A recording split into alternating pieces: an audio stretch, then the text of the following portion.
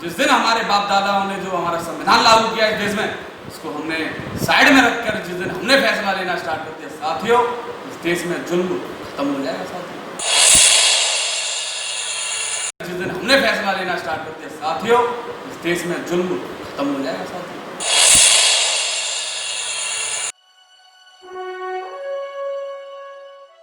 साथियों, आज मैं एक हमारे जो कि बहुजन समाज के बहुत ही ज़्यादा संघर्षशील युवा हैं, जो आगामी चुनाव में लड़ने वाले हैं, समाज के समर्पित होने वाले हैं और समाज के विकास में लड़ने वाले हैं, और इन्होंने बहुत ही ज़्यादा संघर्ष किया है समाज के लिए, जो आंदोलन में भी शामिल हुए हैं। आज इनसे हम एक अहम मुद्दे पर बातचीत करने के लिए आए हैं, जो मुद्दा है दलित समाज के व्यक्तियों पर आखिर ये उत्पीड़न क्यों हो रहा है और सबसे ज़्यादा घटनाएँ राजस्थान से क्यों निकल कर आ रही है। साथ ही हम आपको वीडियोस दिखा रहे हैं एसपीएम बहुजन एंड एक कदम भीम मिशन के यूट्यूब चैनल के माध्यम से। मैं विशाल कुमार और हमारे साथ हैं माननीय सचिन अम्बेडकर जी, जो कि बहुत ही ज़्यादा संघर्षशील युवा हैं, समाज के लिए इन्होंने बहुत ही ज़्यादा कार्य किए। सर, आपका स्वागत है एक कदम भीम मिशन की ओर और एसपीएम बहुजन यूट्यूब चैनल। आपका बहुत बहुत धन्यवाद जो आपने मुझे अपने यूट्यूब चैनल पर आपने मुझे इस लायक समझा, आपने मुझे बुलाया, इसलिए आपका बहुत बहुत धन्यवाद। और क्रांतिकारी सभी साथियों जो जुड़े हुए हैं हमसे क्रांतिकारी चाहिए। हमारा सर जो पहला सवाल है आपसे, जो कि राजस्थान में एक बड़ी घटना हमारी निंदनीय सामने आई है, जो कि दलित समाज की महिला के साथ एक जो कि बताया ये जा रहा है कि वो कांग्रेस का रिश्तेदार था, उसने बहुत ही ज़्यादा गलत तरीके से मारपीट की और उस चीज़ का जब विरोध किया तो और ज़्यादा उसे बेरहमी से पीटा। तो आप ऐसी इंसानियत को शर्मसार कर देने वाली घटनाओं पर क्या अपनी राय रखना चाहिए? साथियों, मैं आप लोगों को बता दूं कि राजस्थान में ये पहली घटना नहीं, इस घटना से पहले भी कई घटना आई है, जैसे कि निर्वस्त्र कर एक जो पुरुष था उसके गुप्तांगों में पेट्रोल डाल देना, उसको मारना पीटना, ये काफ़ी घटना है। तो साथियों, सर्वप्रथम मैं इस राजस्थानी नहीं पूरे देश में जितने भी दलित समाज पर जितने भी अत्याचार हो रहे हैं, इनका मैं पूर्ण रूप से विरोध करता हूँ। और साथियों, मैं ये जो अपराधी है, जो आतंकवादी है, मैं इनको अवगत कराने देना चाहता हूँ कि हम इस संविधान की इज्जत करते हैं। बाबा साहब ने हमें जो संविधान दिया, उसमें जो कानून बनाया है, इसकी इज्जत करते हैं और इसके दायरे में रहकर हम आप लोगों के खिलाफ FIR दर्ज करा के आपको जो कानूनी कार्रवाई कराने का काम करते हैं। वरना जिस दिन हमारे बाप दादाओं ने जो हमारा संविधान लागू किया इस देश में, इसको हमने साइड में रखकर जिस दिन हमने फैसला लेना स्टार्ट कर दिया साथियों, इस देश में जुल्म खत्म हो जाएगा साथियों। और जो अमेठी में जो महिलाओं ने विधानसभा के सामने जो आत्महत्या करने का प्रयास किया और 8 साल की जो लड़की के साथ जो बलात्कार जैसे घिनौने इज्जत आबरू को लूटने जैसे काम हो रहे हैं, सभी आतंकवादियों से, चाहे वो किसी भी समाज का हो, उनको मैं चेता देना चाहता हूँ इन यूट्यूब के माध्यम से कि जल्द सतर्क और सही हो जाइए। वरना ये दलित जो दबे कुचले जो समाज के लोग हैं, जिस दिन हथियार उठाना स्टार्ट कर देंगे साथियों, जवाब देना स्टार्ट कर देंगे, आपको जगह नहीं मिलेगी पूरे भारत में छुपने के लिए। इस संविधान की और इस बाबा साहब के बनाए हुए कानून की हम अपनी इज्जत करते हैं और इसलिए हम आप लोगों को अपने हाथों में इस कानून को लेने से जो है बचते हैं साथियों। और सर, हमारा जो दूसरा सवाल है, जो दबंग व्यक्ति हैं दलित समाज को हमेशा से जो कमज़ोर समझते आए हैं और जो समाज हमारा संविधान के दायरे में काम रहता है, जिस दिन अगर हमारा संविधान के दायरे में हमारी संघर्षशील युवा हैं समाज के, जिन्होंने संविधान को साइड में रखकर कदम उठा लिया, तो क्या इनका बचना मुश्किल होगा? इनका बचना ही नहीं, इनका इस देश में एक कोना भी नहीं नसीब होगा। क्योंकि किसी भी समाज का व्यक्ति हो जो हमारी बहन बेटियों के साथ जो उनकी इज्जत को आबरू को लूटने की कोशिश करेगा, क्या बहनें दलित समाज की ही होती हैं? क्या बहन बेटी ठाकुर पंडित बनिया सभी वर्ग की नहीं होती? मैं सभी वर्ग की बहनों को अपनी बहन मानता हूँ और ऐसे आतंकवादियों के लिए कानून और प्रशासन से और सरकार से गुहार भी करता हूँ कि ऐसे हत्यारों को, ऐसे आतंकवादियों को बीच चौराहे पे खड़े करके फांसी पे लटका देना चाहिए, इनके अंग भंग कर देने चाहिए, जिससे कि और कोई इस घटना को करने के बारे में सोचे तो उसकी रूह 1000 बार कांपे। यही मैं चाहता हूँ साथियों। हमारा जो तीसरा सवाल है सर आपसे, जो कि बीजेपी सही चाहे कांग्रेस सही, इनमें जो घटनाएं हो रही हैं, आखिर ये सरकार क्यों ऐसी घटनाओं पर रोक नहीं लगा पा रही? क्या आप क्या कहना चाहोगे? देखिए विशाल भाई, मैं आपको बता दूं, ऐसी घटनाओं में मैं मानता हूं कि सरकार की वजह से सह मिलती है, मगर कोई भी सरकार नहीं चाहती कि उसकी सरकार में अपराधी पनपे या अपराध पनपे, कोई भी सरकार, क्योंकि उनको पता है कि बहन बेटी उनके घर में भी है, सब उनके घर में भी बहन बेटी है। और ऐसे आतंकवादी, ऐसे नकाबपोश व्यक्ति जो किसी मंत्री और विधायक के साए में रह गए, वो मंत्री और विधायक के किसी के पनाह लेके और ऐसे घिनौने काम करते हैं, तो साथियों सबसे पहले तो उन विधायकों को बीच चौराहे पे लात और चप्पलों का स्वागत करके उनकी अकल ठिकाने लानी होगी साथियों।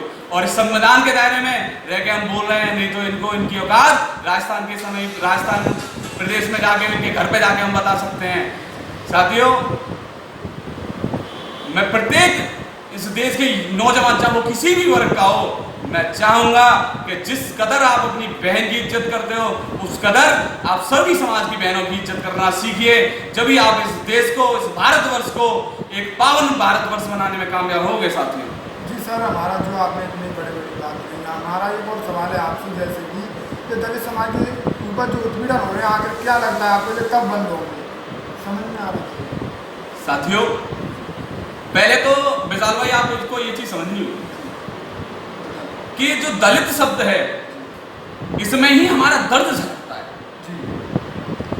समाज दलित का मतलब होता है दबे कुचले शोषित, जिनको 5000 सालों से दबाया गया, उनका शोषण किया गया, हर तरीके से उनको समाज से दूर रखा गया। तो सबसे पहले साथियों, आप दलित शब्द को छोड़िए, आप बहुजन शब्द को पकड़िए, क्योंकि हमारे महापुरुषों ने बहुजन समाज स्थापित करने का काम किया है। चाहे वो मान्यवर साहब हों, चाहे बाबा साहब हों, चाहे तमाम जितने भी महापुरुष बहुजन समाज जन्मे संत गाड़गे महाराज, माता दीन बंगी, कोरी समाज से और राष्ट्रपिता ज्योतिराव फुले, सभी लोगों ने सिर्फ बहुजन समाज बनाने का काम किया है, न कि दलित। क्योंकि वो जानते थे हम दलित रहेंगे तो हमको दबाया जाएगा, कुचला जाएगा, मारा जाएगा, पीटा जाएगा, हमारी बहन बेटियों की आबरू लूटी जाएगी साथियों। इसलिए सबसे पहले बहुजन बनिए। मत कहिए कि मैं जाटव हूँ, मत कहिए मैं वाल्मीकि हूँ, मैं मत कहिए कोरी हूँ, कहिए कि हम एक बहुजन समाज के शेर हैं। अगर आंख उठाओगे तो आंखें निकाल कर तुम्हारी गोटियां खेलने का काम हम साथियों करेंगे। तो सर, जो आपने बताया कि बहुजन समाज है, तो हम जब कोई हमारे ऊपर उत्पीड़न हो जाता है तो सोशल मीडिया पर खबरें बाहर होती हैं, हमारे दलित शब्द ये गलत है। मैं भी इस शब्द का विरोध करूंगा, क्योंकि देखो बाबा साहब ने, क्योंकि मैं इतना अभी उनके पढ़ने के तौर पर, सीखने के तौर पर हूँ, बाबा साहब ने कभी भी एक शब्द को की पुनरावृत्ति नहीं की, मतलब बार बार उसको यूज नहीं किया। चाहे उनके जितने भी जो अखबार उन्होंने चलाए या जितने भी उन्होंने संगठन बनाए या फिर पार्टी बनाई, कभी दोबारा उस नाम की यूज नहीं किया। दलित शब्द का भी यूज हमें इसलिए बंद कर देना चाहिए क्योंकि इससे हमारे, मतलब कहते हैं ना कि ये तो दलित जा रहा है, तो उसके मन में अवधारणा बन जाती है दलित इट मीन्स इसको दबाना है, कुचलना है, मारना है, पीटना है, क्योंकि ये है ही दलित। मानसिक रूप से जैसे हम कहते हैं हम बहुजन शेर हैं, बहुजन, और बहुजन का मतलब 85% होता है। इसका मतलब कि आपके साथ कोरी खड़ा होगा, वाल्मीकि, खटीक, दीमर, दानव और मुस्लिम, यादव, सभी तबका आपके साथ खड़ा होगा। आप एक समाज को लेकर चलोगे। कहते हैं ना कि एक सीख टूट जाती है और वो जिस दिन एक सीख जब झाड़ू बन जाती है तो गंदगी को साफ करने का काम करती है। झाड़ू बनना है हमें साथियों, हमें इस गंदगी को साफ करना है साथियों। हमारा जो आखिरी सवाल है, जो आपने बोला कि बहुजन समाज 85% है, तो फिर ये अपनी सरकार क्यों नहीं बना पाता है? देखिए, दो चीज हैं इस पे भी। एक, क्योंकि मैं एक कैडराइज व्यक्ति हूँ, मुझे मेरे गुरुओं ने कैडर सिखाया है और समझाया है।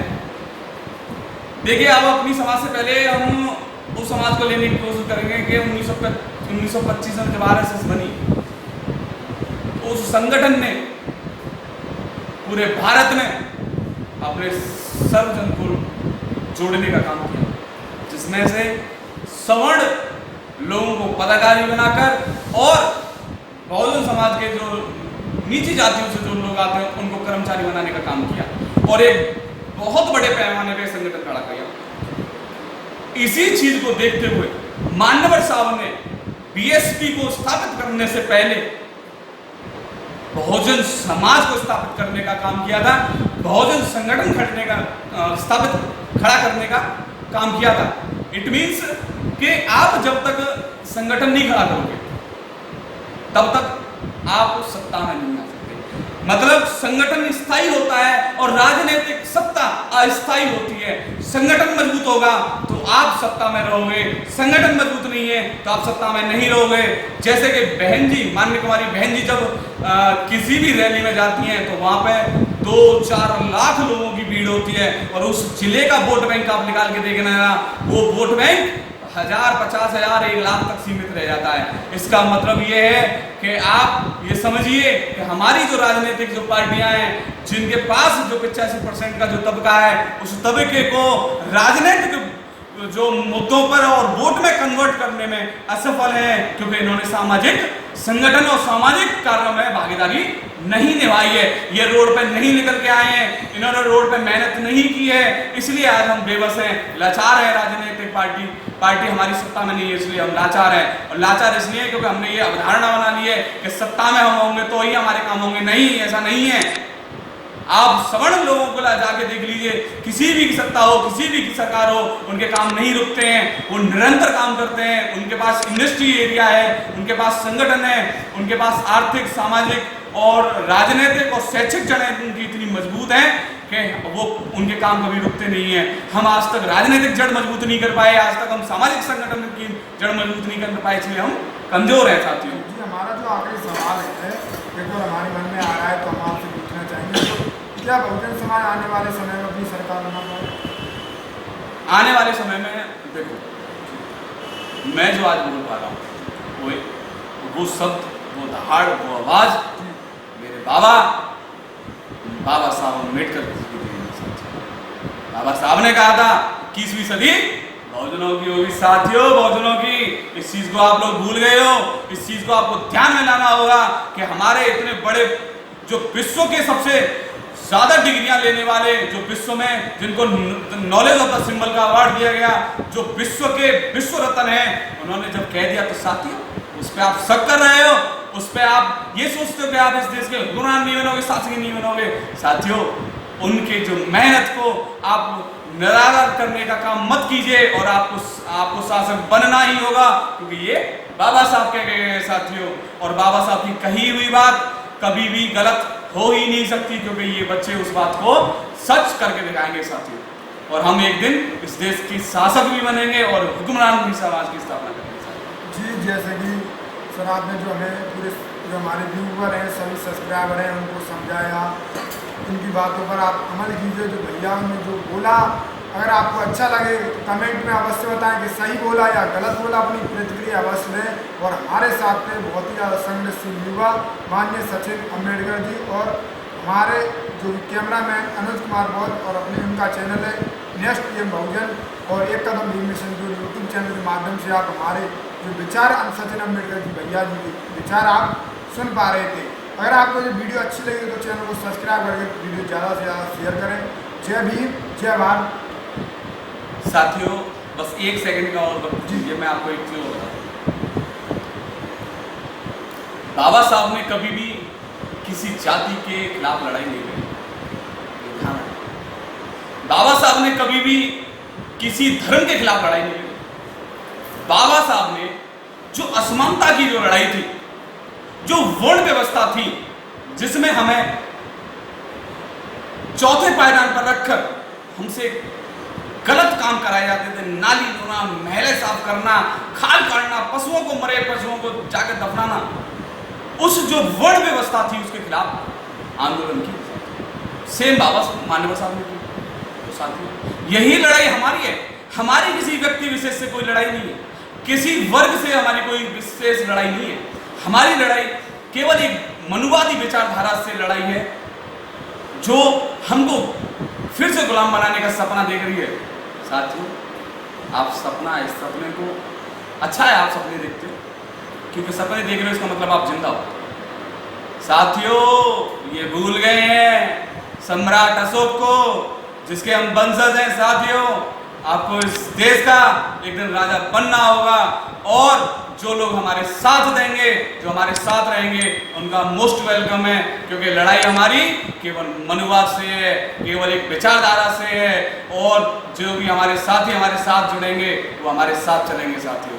इसी के साथ आपसे विदा चाहूँगा और कहना चाहूँगा, क्रांतिकारी जय भीम साथियों, जुड़े रहें नेक्स्ट पीएम बहुजन और एक कदम भीम मिशन की ओर जो यूट्यूब चैनल है इससे जुड़े रहें, और बहुजन समाज में जितनी भी घटनाएं घटित हो रही हैं उस पर तुरंत अपना जो न्यूज़ चलाने का काम जो ये साथी विशाल और अनुज बोध जी जो कर रहे हैं, इनको अपना सहयोग करते रहिए, इनके चैनल को सब्सक्राइब करके इनको इनकी ताकत को मजबूत करने का काम कीजिए साथियों। जय भीम, नमो बुद्धाय साथियों। जय भीम, जय भारत। आप इस वीडियो को शेयर कीजिए, चैनल को सब्सक्राइब कीजिए। जय भीम, जय भारत।